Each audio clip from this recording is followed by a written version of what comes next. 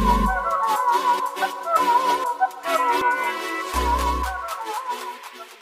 pagi anak-anak, bagaimana kabar kalian hari ini? Semoga sehat ya. Berjumpa lagi dengan Bapak. Kali ini kita akan belajar tentang bahasa Indonesia. Tema 3, yaitu benda di sekitarku, dengan subtema 1, aneka benda di sekitarku. Pertemuan kali ini kita akan belajar tentang plastik, yaitu solusi dan juga masalahnya.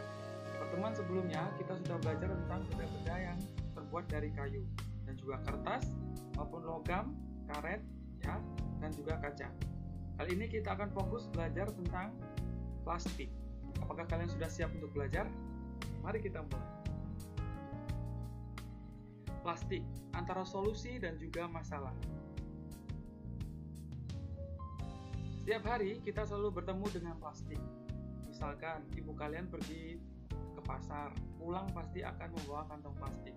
Maupun ketika kalian diminta orang tua kalian untuk membeli sesuatu di toko ataupun di warung, pasti penjualnya akan langsung memberikan plastik untuk membawa barang bawaan kalian. Nah, plastik sendiri mempunyai kelebihan dan juga kekurangan. Kita akan bahas terlebih dahulu tentang kelebihan bahan yang terbuat dari plastik. Yang pertama, tidak tembus air. Yang kedua, mudah dibentuk. Yang ketiga, ringan dan juga murah. Kalau kita ketahui bahwa plastik ini jika terkena hujan tidak akan tembus air. Jika kalian misalkan naik sepeda motor, kemudian hujan, kemudian orang tua kalian meminta kalian untuk memakai mantel ataupun jas hujan. Tentunya badan kalian ataupun pakaian kalian tidak akan basah karena sifat benda yang terbuat dari plastik tadi tidak tembus air dan juga mudah dibentuk. Plastik ini mudah dibentuk. Mengapa? Karena dia dapat dilelehkan dan kemudian bisa dibentuk, bisa menjadi plastik, kemudian menjadi gelas dari plastik dan lain sebagainya. Kemudian ringan, ya, benda-benda yang dari plastik ini sifatnya ringan. Contohnya adalah plastik kresek, ya, yang sering kalian bawa. Kemudian murah, karena murah ini, jadi orang-orang itu nanti pasti akan diberi plastik, atau kadang diberikan secara gratis ataupun cuma-cuma. Ketika kalian membeli barang pasti akan diberi secara gratis. Kemudian kita lihat, nah ini adalah kekurangan bahan yang terbuat dari plastik. Yang pertama, susah terurai secara alami. Nanti kita akan bahas, kita akan lihat berapa lama waktu yang dibutuhkan plastik itu untuk dapat terurai. Kemudian mudah terbakar, karena sifatnya tadi mudah dibentuk, itu mudah terbakar juga. Kemudian melepaskan zat kimia berbahaya. Plastik sendiri itu terbuat dari bahan-bahan kimia, jadi dia akan jika selesai digunakan kemudian dibuang ataupun dibakar itu akan melepaskan zat kimia berbahaya. Kemudian menyebabkan pencemaran lingkungan karena sifatnya terurai tadi, sehingga menyebabkan pencemaran lingkungan, termasuk di dalamnya adalah tanah. Kemudian ini adalah tabel penguraian plastik. Nah, tadi Bapak sudah katakan plastik dapat terurai berapa lama. Yang pertama kita lihat kertas. Kertas sendiri waktu yang dibutuhkan untuk terurai itu 2-5 bulan. Jadi bayangkan anak-anak, jika kalian menyobek kertas kemudian kalian buang sembarangan, dia akan terurai secara alami itu 2-5 bulan. Kemudian kardus itu selama 5 bulan. Nah, ini kulit jeruk itu selama 6 bulan baru bisa terurai. Ya, karena jeruk tadi, misalkan anak-anak mengupas jeruk. Nah, jeruk itu ketika dikupas akan mengeluarkan seperti zat minyak ataupun air. Nah, itu biasanya adalah membuat jeruk mengkilap. Nah, itu membuat jeruk itu membuat jadi susah terurai karena kulitnya mengandung seperti minyak. Kemudian puntung rokok. Nah, orang tuanya yang merokok nih harus perhatikan, diberitahu kepada orang tuanya, terutama bapaknya ataupun ayahnya. Puntung rokok sendiri dapat terurai secara alami itu 10 tahun. Bayangkan anak. Sekarang kalian kelas 3. Nah, misalnya bapak kalian buang puntung rokok hari ini, ya, itu akan terurai 10 tahun kemudian. Sekarang kalian kelas 3, berarti 10 tambah 3 yaitu 13 sementara kalian sudah sudah di kelas 3 SMP. 3 SMP itu baru terurai kemungkinan, ya. Kemudian kulit sepatu 25-40 tahun. Plastik, nah jenis deterjen seperti Molto, Rinso itu selama 50-80 tahun. Kemudian plastik itu 50-100 tahun. Bayangkan itu 50-100 tahun plastik yang digunakan.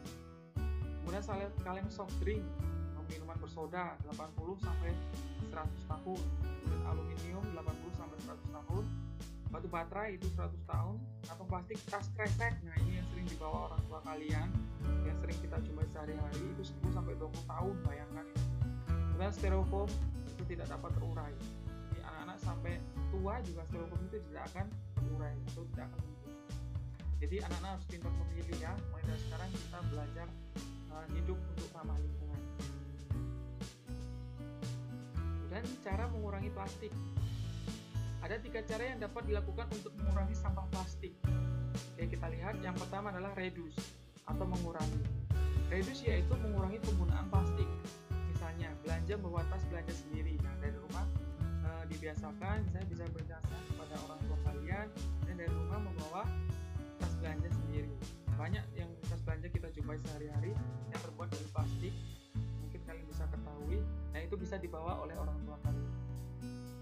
Selanjutnya reuse, menggunakan kembali. Apa itu? Memanfaatkan kembali sampah plastik. Misalnya, botol minum bekas dibuat untuk membuat pot bunga. Ini adalah untuk tangan-tangan orang kreatif di dunia industri sekarang ini. Banyak sekali yang melirik botol-botol minuman bekas ini untuk dibuat pot bunga dan lain sebagainya. Selanjutnya adalah recycle ataupun daur ulang. Recycle adalah mendaur ulang sampah plastik. Nah, jadi dileburkan kembali, kemudian dibentuk lagi. Seperti sifat dari plastik tadi, mudah dibentuk. Ya, kita lihat ini adalah lambang dari reduce, reuse, dan recycle. Jadi nanti kalau misalnya di soal ditanyakan gambar berikut ini merupakan lambang dari apa? Anak-anak harus jawab, yaitu lambang dari reduce, reuse, dan juga recycle. Nah, itu adalah penjelasan Bapak hari ini tentang plastik, solusi, dan juga masalah. Oke, nanti tugas kalian di rumah adalah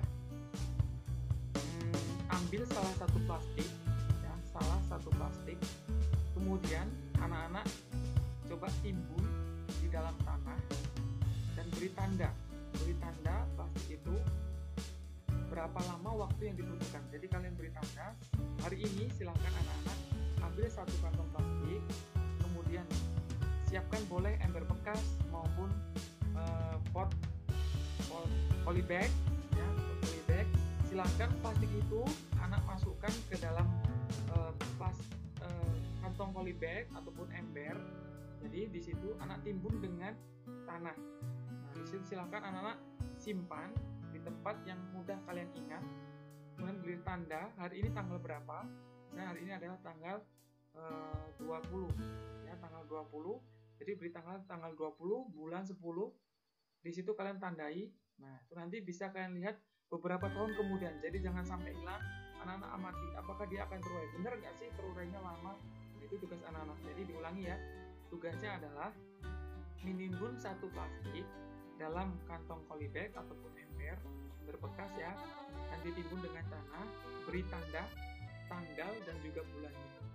Nanti anak-anak bisa cek berapa tahun kemudian. Oke, itu adalah tugas hari ini. Silahkan nanti dicatat di buku catatan kalian, dibaca kembali, jangan setelah selesai catat tinggal begitu saja. Oke ya, sampai di sini penjelasan dari Bapak. Sampai bertemu di video pembelajaran selanjutnya. Tetap sehat, tetap semangat. See you and bye-bye.